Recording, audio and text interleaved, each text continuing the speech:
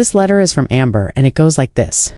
Dearest Candace, have you ever had that strange moment when your heart whispered something before your mind could even make sense of it? A moment where something inside told you to pay attention because what was about to happen would change everything?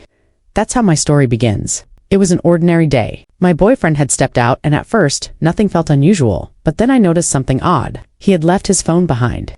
Now, this might sound small, but for him it wasn't. He never leaves his phone. Not on the bed, not on the table, not anywhere out of reach. It's always with him, like an extra piece of who he is. So when I saw it there, sitting quietly, it immediately caught my attention. At first I brushed it off. I'm not the type to snoop. I've always known his passcode, but I never felt the need to use it. For me, trust has always been sacred. But then, just as I was convincing myself to ignore it, his phone lit up. A message. I froze.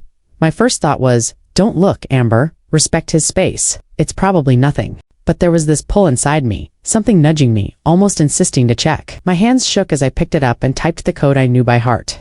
But then something happened that I'll never forget. The phone glitched. Every number I touched doubled on the screen. If I pressed 1, it became 11. If I pressed 3, it became 33. No matter how I tried, it wouldn't unlock.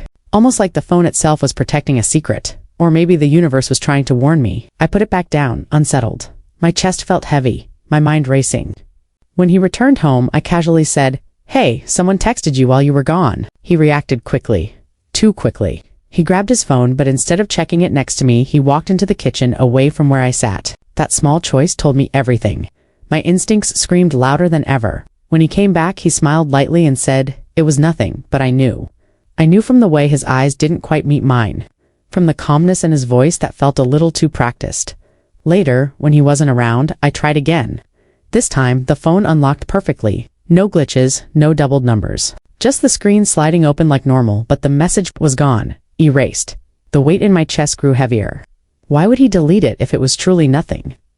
Eventually, I asked him again. Directly this time. And after a pause, he admitted it. The message was from his ex. He said he was sorry. Sorry for lying. Sorry for hiding it. Sorry for how it made me feel. And while I appreciate an apology, the truth is, it doesn't erase the crack that dishonesty leaves behind. I keep replaying that day in my head, the glitching phone, the way he walked into the kitchen, the way he smiled when he said it was nothing. And I wonder, why did I feel so strongly that something was wrong? Was it intuition, or was it simply the truth trying to surface? Candace, that day taught me something important.